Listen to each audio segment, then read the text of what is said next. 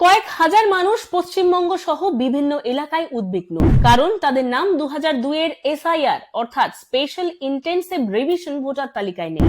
তাহলে এবার প্রশ্ন হলো, এর মানে কি তারা আর ভোট দিতে পারবে না? চলুন বিস্তারিত আলোচনা করা যাক। এসআইআর বা স্পেশাল ইন্টেনসিভ রিভিশন হলো নির্বাচন কমিশনের একটি প্রক্রিয়া, নির্বাচনী রোল, যা ভোটার তালিকা পরিষ্কার করার জন্য ব্যবহার করা হচ্ছে। পশ্চিমবঙ্গে 2002 এর এসআইআর তালিকা অনেক ক্ষেত্রে রেফারেন্স পয়েন্ট হিসেবে ব্যবহার করা হচ্ছে আগামী নির্বাচনের জন্য।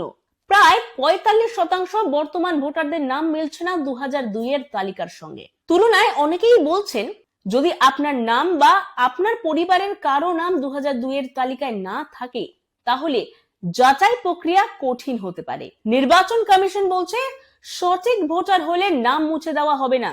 যাদের নাম নেই, বিএলও হাউস টু হাউস যাচাইয়ের সময় পরিচয় প্রমাণ যেমন আইডি প্রুফ, জন্ম তারিখ ইত্যাদি জমা দিতে হবে। যারা 2002 এর তালিকায় রয়েছেন, তারা খুব সহজেই এই যাচাই প্রক্রিয়াকরণের মধ্যে দিয়ে যেতে পারবেন।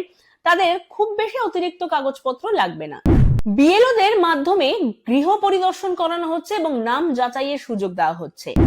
নতুন বা ভিন্ন গ্রুপের ভোটারদের জন্য যাচাই প্রক্রিয়া রয়েছে। জন্ম, নিবাস বা অভিভাবক এই সমস্ত প্রমাণ দিতে হবে। নিরাপদ ভোটাধিকার বজায় রাখার জন্য মামুলি ভুল বা অনুপস্থিতি স্বরূপ ভোটারদের প্রাথমিক সুযোগও দেওয়া হচ্ছে। তবে প্রশ্ন, যদি কোনো ব্যক্তির নাম বা তার পরিবারের নাম 2002 এর এসআইআর তালিকায় না থাকে, তাহলে কি করবে? তো চলুন করণীয় কিছু স্পষ্ট ধাপ রয়েছে, যা এই ভিডিওটিতে আলোচনা করা যায়। প্রথমে নির্বাচন কমিশন বা রাজ্য সিইও ওয়েবসাইটে গিয়ে 2002 এর তালিকা দেখতে হবে। যদি সেখানে আপনার নাম না থাকে, তাহলে এনুমেরেশন ফর্ম পূরণ করতে হবে। সেখানে নিজের পরিচয়, নিবাস বা জন্ম তারিখ প্রমাণকারী দলিল সমস্ত প্রস্তুত রাখতে হবে।